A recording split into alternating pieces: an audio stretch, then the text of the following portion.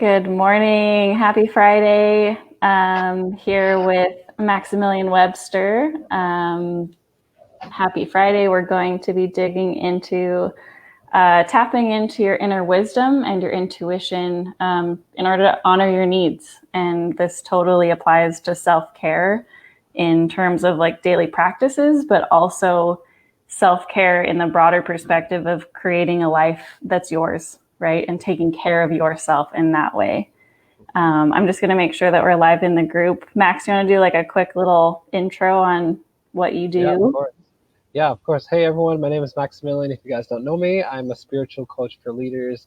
I help conscious creatives and entrepreneurs increase and strengthen their intuition. I help them tap into their confidence so that they can make a massive impact in the world with their gifts. I offer brand clarity sessions and storytelling intensives. I'm on a mission to inspire happy, healthy, and wealthy awakened leaders. So all my work kind of revolves around that. But intuition has a special place in my heart. I noticed it from a young age, and it's a part of everything that I do now. So I'm really excited to have this conversation with you. Yeah. Yeah. I mean, and that's exactly why I was like, I want to talk about tapping into your inner wisdom and intuition. I was like, I should see if Max wants to have this conversation. I love it. I love it.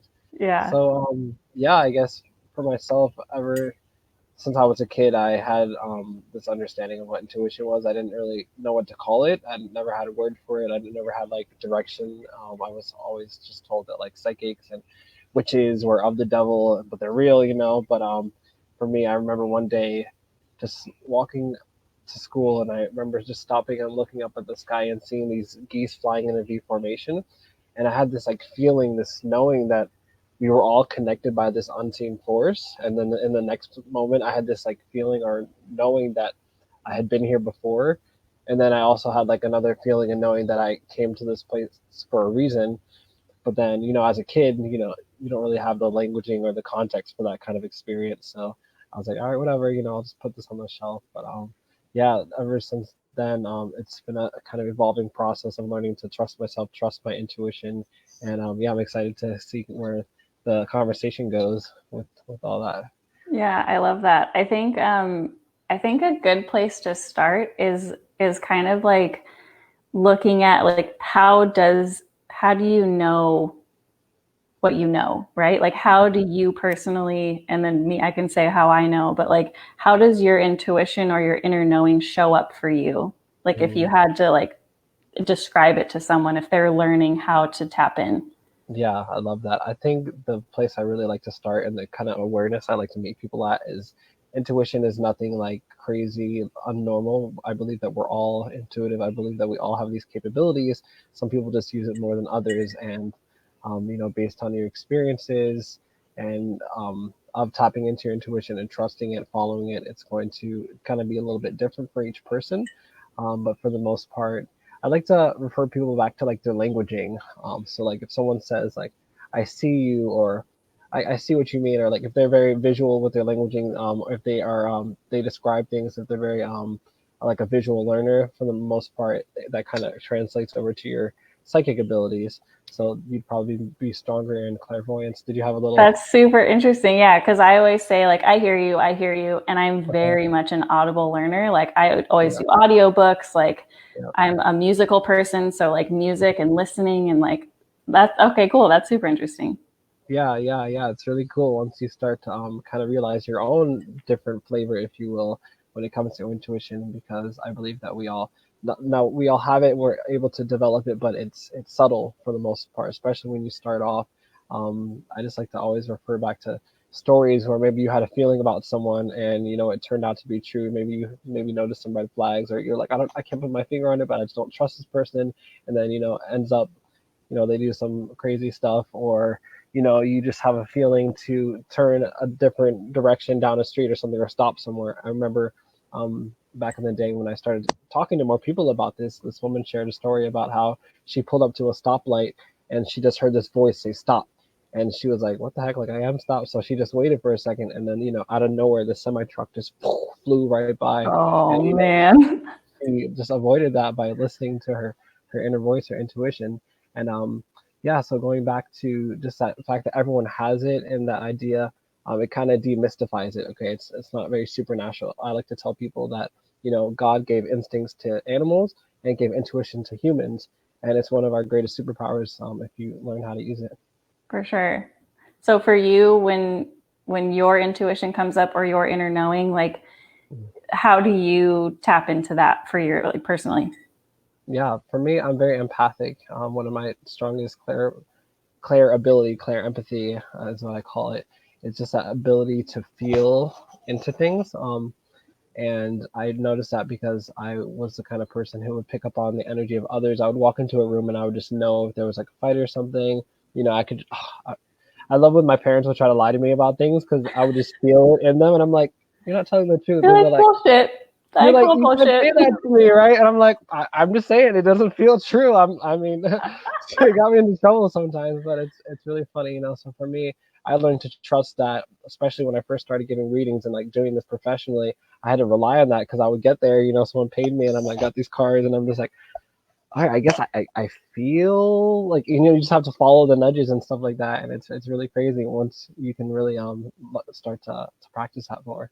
Yeah, I love the nudges. Like that's something for me too, is like because that's the thing is like it it's usually in my experience, it's usually like a subtle, quiet, like Mm-hmm. it's not super big in your face. Like it's Mm-hmm. like it's a little nudge or it's a little um I feel like I should reach out to that person Mm-hmm.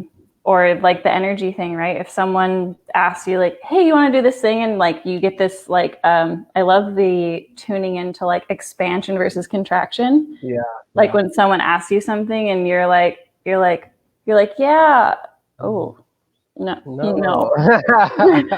Or if you're like, you know what I mean? Like it's like paying attention to that subtle energetic shift in you. I think that's yeah, it's like that. Yeah. Some people are like, I had a gut feeling. Mm-hmm. Well, that's a Mm-hmm. one way of knowing. Yeah, I love that so much, and it ties into the topic that we're talking about today. Utilizing this for self-care, because if I would have looked back at my life from my early 20s and looked at like just the way that I lived by my intuition, I would just like if I wasn't feeling. It sounds so irresponsible, but like I always knew that I was a free spirit, and I always knew that I would honor my true path and my mission before anything else. So there'd be times where I'm like, what? I feel like I shouldn't go to work today, but I'm perfectly fine. But like I just energetically don't go, right? And then something would happen. Like I would stay home from work and I'll have like an amazing download, or like a client would show up, or like I would need to do something. But learning to trust that and telling my logical mind, like, oh my gosh, like I know it sounds crazy, you might lose your job, but this is so important because learning to follow your inner nudges. Like now, 5 years, 6 years of doing it, it's like now look at my life, and I feel like my future self was always just whispering to me, just like, hey, like, do this or don't do that, And I was like, oh, fuck, okay, I'll listen to you. Love that. I love Yeah, that. That's so cool. yeah, Yeah.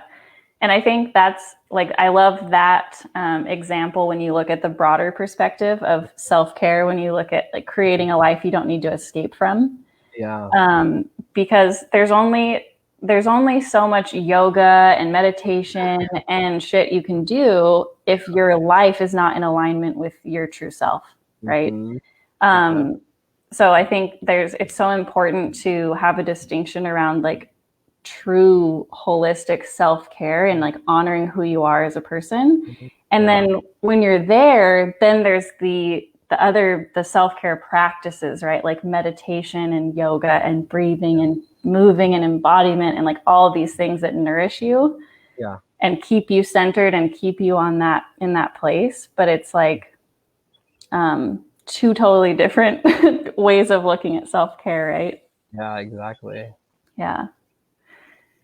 And then I think when you are looking at the daily practices, I know for me it's been such a journey of like of tapping into what I actually need, because like there's been so long where it's like, oh well, I want to be healthy, so like I need to do my workout program, 3 days a week and get up at this time and do it and fit it in, and got to make sure I'm doing these things and eating healthy and blah blah blah. But it's like I got to the point where I was like doing self-care versus tapping in and being like, what do I really need right now? And like, maybe it's not a workout, like maybe it's yoga, maybe it's meditation, but it's Yeah. like, there's such a balance between Yeah. actually doing self-care or being self-care, you know?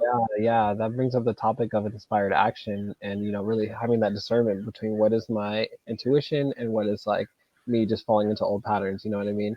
So I think it goes both ways. We can definitely, take those times and check in with ourselves and be like, okay, maybe I've been working and doing too much. Maybe it's time to go into that, receptive and sensual like flow of self-care. But sometimes, I know at least for myself, I would let that be my crutch. You'd be like, oh, I need to be constantly be taking care of myself. I need to be constantly working on my vibration.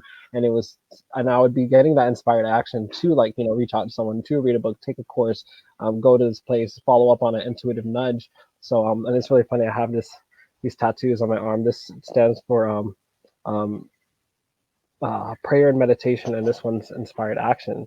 So it's like having that balance between the two, Yeah. doing what you feel called in each moment. Yeah. I love that. That's so powerful. So powerful. So important. Yeah. This topic is so important. What does self-care look like for you these days?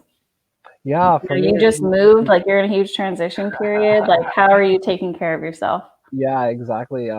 Getting out in nature has been one of my biggest reliefs. Just grounding in the earth, just being one with Mama Earth. I had a very interesting experience on my travels, maybe like 3 weeks ago, where I just like called out to Mother Earth from my heart and just really wanted to feel that connection. I don't have the best relationship with my own mother, but I'm learning to tap into the divine feminine, into like my support from the earth and from God, and just getting into that place of just feeling so unconditionally like supported. I went out into the woods one day and I felt Mother Earth like talking to me while I was like putting my feet into the earth, just like welcoming me home. It was like so emotional, but like I live off of that now. It's like getting that time in nature and just like I said before, tuning into like what's called for, what's needed. I'm not being too go go go do like I used to be, or really learning to surrender more, learning to be in each day and in each moment, and following my highest excitement. And yeah, that's my form of self-care. So great. I had such a similar experience yesterday. I found this forest like 5 minutes from my house, and I was like, why did I, like, how did I miss this? I love that. Like, what? Yeah, that's so, really pretty. so I went and I did like a almost 2 hour walk through the, it's like, it has trails and stuff. It's a state park, but it's this huge, beautiful forest. And I went and I walked through and I was like, oh my God, it's just so nourishing and so like, yeah, I was walking and getting exercise, but it was so all encompassing, right? Exactly what you were saying. And like totally connecting and feeling so at one. Um, and like, I love, I'm so being drawn more and more into nature and like combining that with my coaching. Like I just started a coactive adventure coaches group. Yeah, I saw that. Congrats. And there's like in 2 days, there's like 90 people in there that are like stoked. Like the energy in there is amazing. Like people are like, oh my God, it's like we found our people. Like all these people that, like that are combining like nature and everything from like walking in the woods to like extreme sports, basically, and then adding coaching into it. Hell And yeah. it's, oh my gosh, I Yeah, think I'm excited to join that group myself. I saw it and I didn't get the chance to join, but I'm definitely interested as well. yeah, there's like the energy in there is amazing. Like so many like creative, visionary like people. And it's like, I think especially with all the COVID stuff going on, it's like people are craving that connection of being outside and moving their bodies. And it's like that embodiment plus nature plus coaching and growth is just like magic. That's so beautiful. I love that so Yeah. much. Yeah, something that came up while you were talking um, was this idea of like trusting yourself and having the confidence to trust your intuition. Because I know it can sound easy to be like, oh yeah, like I get the urge to quit my job and I was like, just do it. Not everyone is in the position to be like, oh, like I can just up and pick up my life and move, in 24 hours. So being practical and really meeting yourself where you are. I think it's really the best part is you can work with God, and you can really, if you believe in that, you can work with your higher self in the universe to ask for signs and really learn to surrender more, because that's like the most magical part of intuition, is realizing that we are magical beings and we are in this together as a co-creative experience. So feeling into these opportunities that come up. Maybe you have something that feels really exciting and you want to do it, you're just ready like to jump and leap, but learning to feel into the vibration of that path, like feeling into the potential of that future timeline. You can do this through meditation, and like you said, feeling into the expansion versus the contraction. This is how we make intuitive decisions. So setting the intentions to be supported and guided, while also doing this stuff in tandem, is going to give you more confidence, give you more clarity on your path, and just open up more like, I want to say, like, more obvious signs, if you will. Yeah. 100%. Oh, I love that. That's showing up for me so much recently, like as I'm tapping into that future timeline and that future highest version of myself, and like allowing myself to believe that is for me, and that I'm like, I can't miss it, and I'm headed that way. Mm-hmm. It's like I'm totally tapping into this flow. Like I feel like it's just getting easier, and it's just getting like more in alignment with what I've been dreaming of for so long. It's like I'm finally stepping on that path. Yeah. That it's like, here we go. Yeah, I love that so much. I'm curious to ask you, what would you say to someone that is having difficulty distinguishing between their intuition and like their wounds, like their I don't want to say trauma, but like, sometimes we can feel something and be like, for example, stepping up and creating a business around your passions, right? One person could go in there and be like, oh my God, like I'm so excited. And then when they hit there, they feel that fear of judgment. They feel like, oh, maybe it's not the right time. And then there's like spiritual bypass. They'll say like, oh, like everything will happen for a reason. And then there's other people that, go for what they want and they really lean into their intuition. And you know what I mean? So what is your take on, leaning into your intuition versus listening to the voice of your wounds and your fears? It's such a great question. And I'm not going to pretend to have that all figured out, but I think that's an amazing question, honestly, because I think a lot of times when we're going towards something that we think is, in alignment with our highest path, mm-hmm. And, inevitably when you step into growth and expansion, you're going to hit up against resistance, right? Because you're growing and you're pushing that edge of your comfort zone. So it's inevitable that you're going to hit roadblocks or resistance or judgment or whatever, because you're shifting into a new way of being. So everyone around you, everything around you is like, whoa, wait, this is different. This isn't normal. Yes. I love that. So it's like, it's hard. Okay, so here's an example. Someone I know is stepping into more like woo-woo energy, works, healing stuff, and like feeling so aligned and so like, yeah, like I just know like this is where I'm supposed to be going, and this is like the path I'm supposed to be on.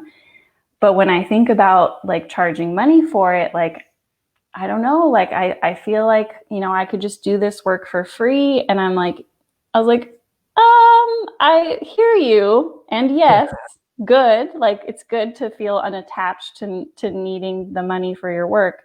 Mm-hmm. And also, from knowing you personally, know that you have issues receiving.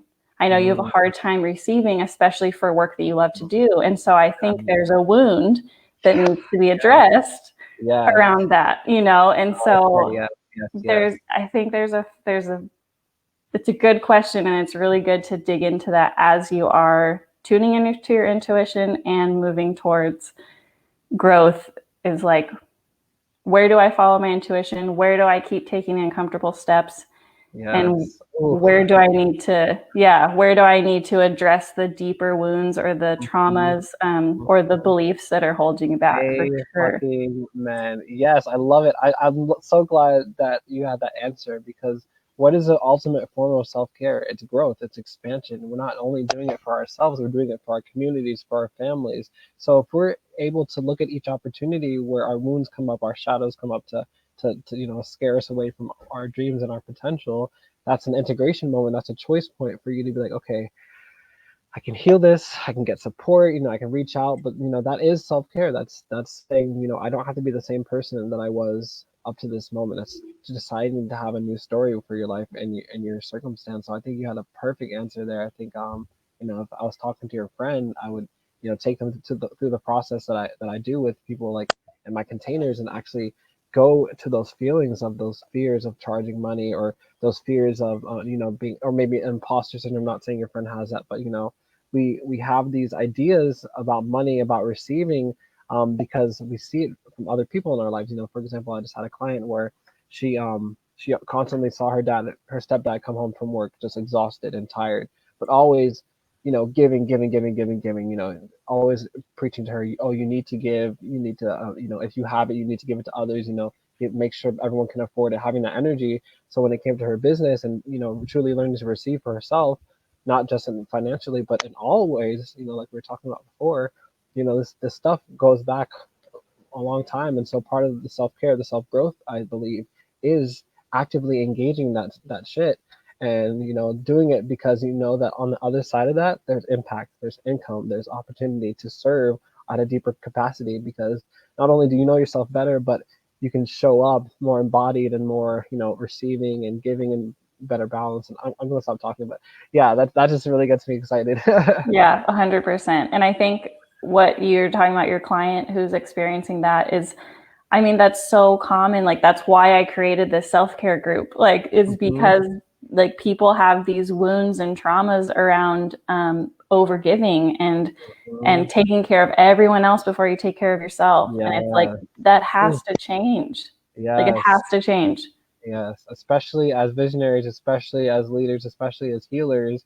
I have a vision of me and my buddies not only going out in nature, but just partying it up, having the resources to, have everything else taken care of. And then we can, party, we can have fun. I think we talked a little bit about this before, but, Yeah. it can be fun. We can have a massive impact in the world. We can make our services affordable. We can charge high-end prices. We can have it all. Yeah, I totally agree. Yeah, like, you're the only one standing in your way from all that abundance and all of those opportunities. Like, you're the only one saying that it can't be easy and make money and have fun doing it. Like, Yes. yeah. Oh my gosh, this was such a great conversation. Yeah. Do you feel anything else? My little spirit guides will stop talking. Yeah, no, I think this is an amazing place to stop. Like, this has been so great, and I so appreciate your time and your energy, and this has been awesome. Yeah, this was such a treat. I'm so excited to look back and listen to this interview. But thank you so much for having me. Thank you everyone who's watching, and if you feel called to connect, reach out to me, and we'll go from there. Yeah, and if you're new to this group, Max has several guided meditations in here in this group. If you go to the topics of meditation, really awesome, amazing meditation. So thank you again, Max, and everyone have a great Friday and an amazing weekend, and we'll see you next time. Much love. Bye, guys.